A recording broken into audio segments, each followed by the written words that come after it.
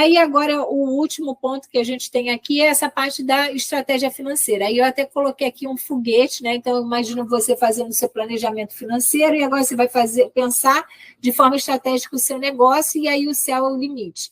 Então, nessa hora da estratégia financeira, é a hora que realmente a gente tem que pensar fora da casinha. Por quê? Porque a gente não está sozinha. A gente tem possibilidade de fazer... de fazer parcerias com outras pessoas. Então, na hora que se eu paro para pensar nisso, se aquilo ali passa a ser uma realidade minha, já é um desejo meu, uma realidade minha, e eu começo a conversar com as pessoas, eu começo a encontrar pessoas que estão pensando igual a mim, que têm os mesmos interesses que eu. Mas se eu não me dou esse direito de parar para fazer pensar estratégico, eu fico, de novo, muito presa ali só na operação, só correndo atrás do rabo e não consigo ver oportunidades que estão à minha volta. Então, algumas coisas que a gente faz, formas de pensar estratégica. Então, é monitorar o real versus orçado, né? Então, com base naqueles indicadores estratégicos. Então, se eu tinha definido, por exemplo, que eu queria fazer um faturamento de 20 mil por mês, eu vou olhar, estou conseguindo, não estou? Se eu estou conseguindo, legal, consegui, sei lá, de repente eu consegui até, a estratégia que eu fiz para alavancar, aumentar minha base de clientes foi melhor do que eu esperava. Nossa, que legal, funcionou, deu certo. Será que dá para ser melhor? Então, quando está ruim, a gente analisa, e quando está bom também. Porque, de repente, está bom, às vezes a gente tá bom e a gente nem sabe por quê, né? E aí a gente, de repente, poderia estar ainda alavancando mais. Então, é sempre pensar no... eu sei o porquê, né? Então, assim, se está na média, ok. Se não está, é alguma coisa que eu não previ. E aí eu vou analisar para eu ver se tem alguma oportunidade ali ou algum risco. Investir, então, sempre no crescimento da empresa, né? Então, assim, sempre ter uma parcela do lucro, não pegar todo o lucro da empresa, né? Sempre ter uma parcela para garantir capital de giro e também ter uma parcela para continuar reinvestindo ali no nosso negócio. Investir, então, em áreas fundamentais, né? Que são áreas que sejam fundamentais para a expansão do seu negócio em si, né? Para que ele continue sustentável no longo prazo. Antecipe contingências, antecipação de problemas de liquidez, então, de fluxo de caixa, né? Então, por exemplo, o fato de eu, de repente, não conhecer o meu capital de giro, às vezes pode me colocar numa situação dessa de que eu tenho muito dinheiro para receber, mas eu não tenho para receber, não vou receber antes de várias contas que eu tenho que pagar, né? Então, a gente fala que tem um problema de liquidez financeira temporária.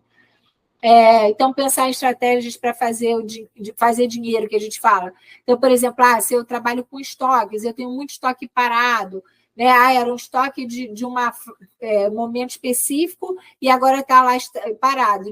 Estoque parado, gente, é dinheiro que eu estou jogando fora. Então, é melhor eu vender, mesmo que a preço de custo, ou queimar, que a gente fala, mas pelo menos vai vir dinheiro para eu injetar em novas ideias, injetar em coisas novas que podem me dar mais retorno.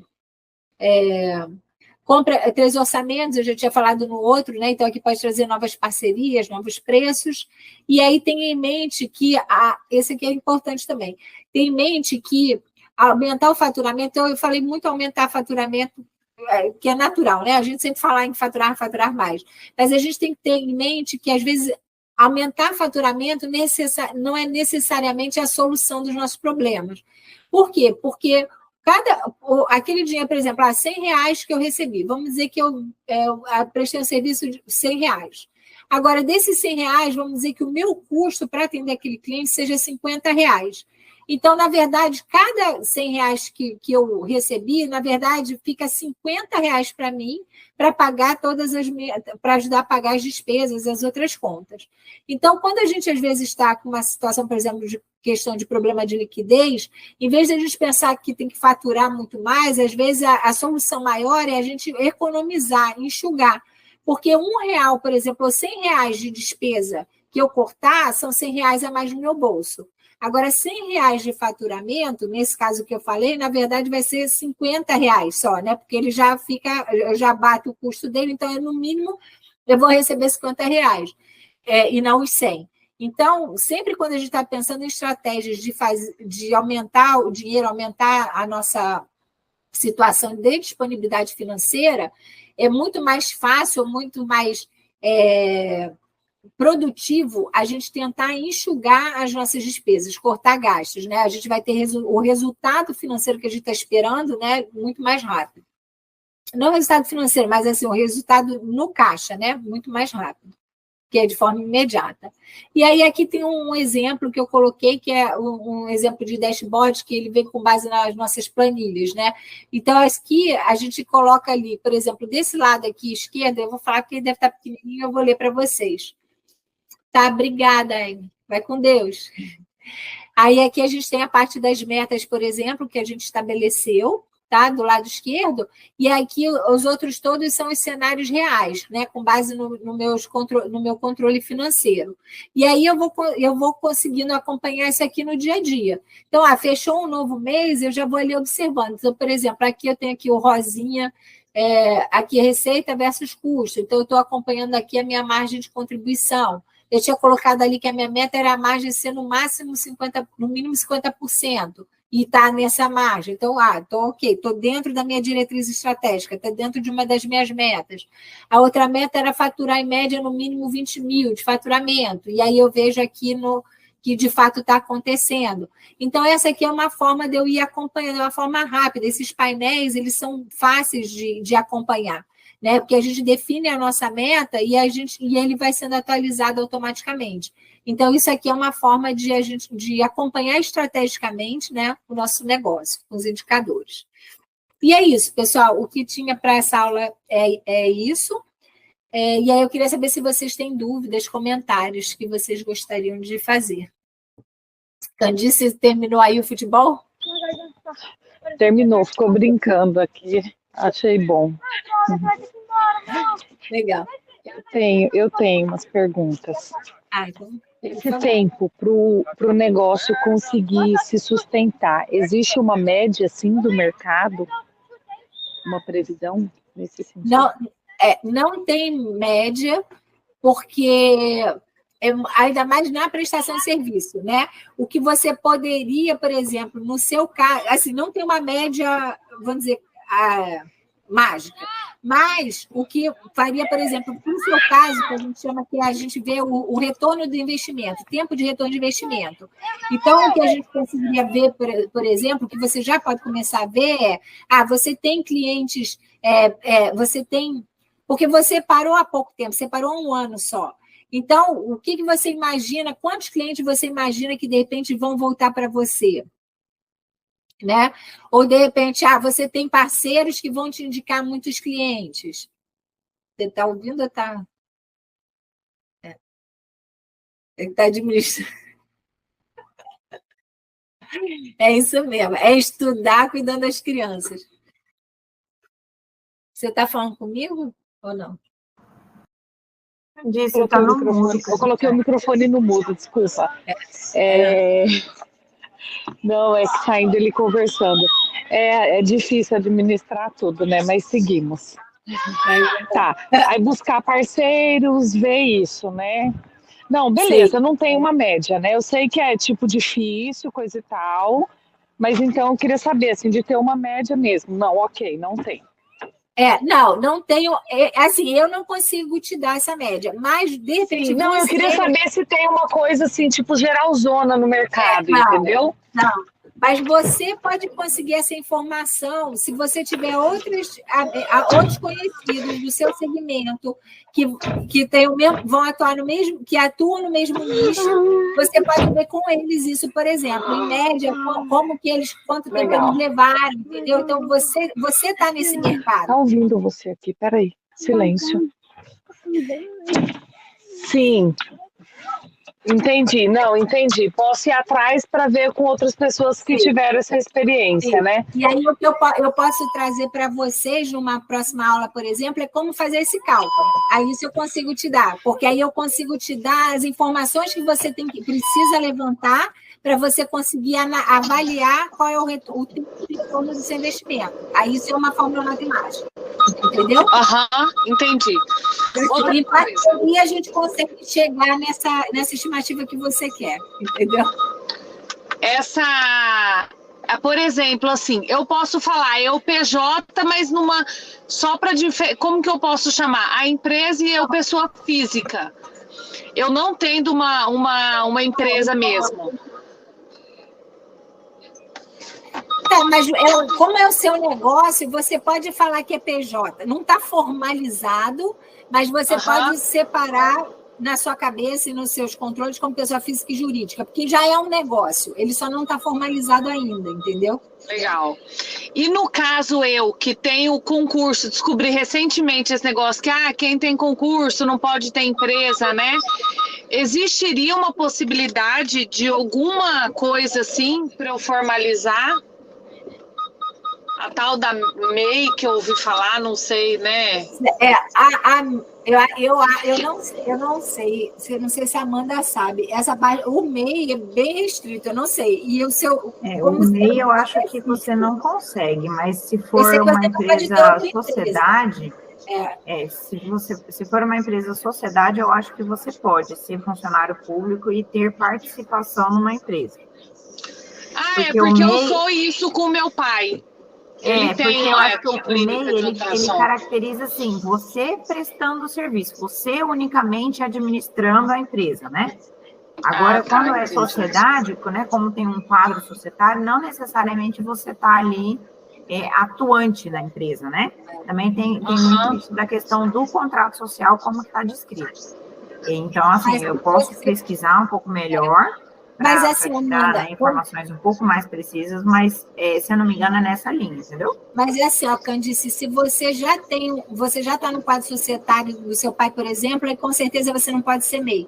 Porque MEI você não pode ter participação em nenhuma outra empresa, entendeu? Entendi. Tá. E aí, essa planilha sua aí é esse nome, dashboard? O dashboard é a parte só do painel. A planilha chama planilha de gestão financeira. O dashboard é uma das abinhas dela que vem por fórmula. Essa aba ela pega das outras, né, do controle que você preencheu, e aí ela pega por fórmula e aí monta esses gráficos, entendeu? Então, o dashboard é o nosso painel de indicadores. Tá, entendi. Eu acho que eu tinha anotado mais uma coisa. Eu sei que a Raquel está com a mãozinha. Pode falar, Raquel. Se você lembrar, pode mandar lá no grupo. Ou manda lá no grupo. A gente vai trocando ideia lá. Tá, legal. Não, era isso tudo. Anotei, é isso. Legal. Fala aí, Raquel. Fala, Raquel. Então, gente, meninas, minha dúvida é o seguinte. Na área da saúde, nós temos o hábito, digamos assim, de acontecer a pejotização do profissional. Caso semelhante ao da Candice, né? E aí, até por questões tributárias, por conta dos impostos e tudo mais, e também por conta de algumas prestações de serviço. Mas, em relação ao Prolabore, é uma coisa que eu ainda não consegui colocar, porque, para fins tributários, se eu colocar lá que eu estou recebendo do Prolabore, eu vou acabar tributando 2 vezes. Tributando como PJ e depois tributando como PF. Tá. E aí? Eu só registro lá que eu tirei minha retirada, como Prolabore, entre aspas, mas não... Na verdade, você está colocando não como Prolabore, você está colocando como dividendos, né? Sim. Por isso que não está tributando. Mas o seu contador... Porque, assim, né, essa parte você tem que falar com o seu contador. Tá? Mas como algumas vezes... Eu já acompanhei algumas conversas dessas, por exemplo, se a empresa... Porque o caso que eu vi era um problema porque a empresa não estava dando lucro. E aí os sócios estavam tirando o Prolabore dizendo que era dividendos, só que não tinha lucro na empresa. Então, ali era um problema claro, né? Porque eu só posso tirar dividendos se estiver tendo lucro. Aí, no seu caso, eu não sei, assim, para mim, não parece certo, não, assim, porque são, vamos dizer, são... características diferentes, né? Mas eu não conheço como o seu ramo tem essa pejotização e tal, eu não sei se tem alguma também legislação específica para vocês, entendeu? E aí, nesse caso, essa parte de impostos era muito específica, é importante falar com o contador de vocês. Minha dúvida é assim, porque se eu ficar registrando na minha minha planilha financeira com Prolabore, contabilmente eu não estou fazendo isso. Né? Não, contabilmente... você vai registrar, mas aí você vai registrar o que você está fazendo contabilmente, tá? Então, assim, se contabilmente você está tratando como dividendos, na sua planilha você vai ser o reflexo, tá? Entendi. Com relação a isso, está tranquilo. O importante, por exemplo, que eu estava falando da aula, era você ter essa clareza de quanto você está tirando para você. Entendeu? Porque a maioria nem tem consciência de quanto tira. Vai tirando ali conforme precisa e não tem nem consciência de quanto tira por mês. E não está vendo que de repente está drenando a empresa. Você tem consciência de quanto está tirando, está tudo certo. E aí você vai tratar como dividendos. Sim, porque você falou que a divisão dos lucros, na verdade, tem que acontecer no final do ano, né? E aí vai ficar meio que assim, né? Eu vou continuar fazendo mensal. Não tem...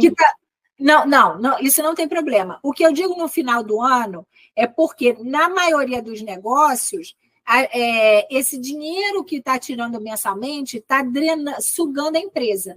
No caso de vocês, eu entendo que o custo de vocês, a despesa de vocês é baixa. Então, vocês não estão descapitalizando, vocês não estão prejudicando a saúde da empresa.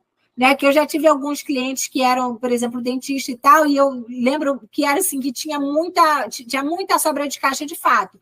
Então, ele tirava um Prolabore alto mensal e estava tudo bem. Ele não estava com problema de liquidez. Então, a preocupação com relação ao financeiro, quando a gente está tirando todo mês o dividendo, é você estar tirando mais do que a empresa pode. E aí, de repente, tem uma emergência, tem alguma coisa que você tem que fazer e você não tem o dinheiro suficiente para pagar. Ou você não tem o dinheiro para pagar os funcionários, entendeu? Então, é o problema de tirar mais do que a empresa pode. Se no seu caso está equilibrado, você está fazendo esse cálculo e está tudo certo, ok. Entendeu? E o seu contador falou que pode fazer, ou enfim, tem a forma de fazer, aí financeiramente eu te digo que está tudo certo, entendeu? Entendi, obrigada.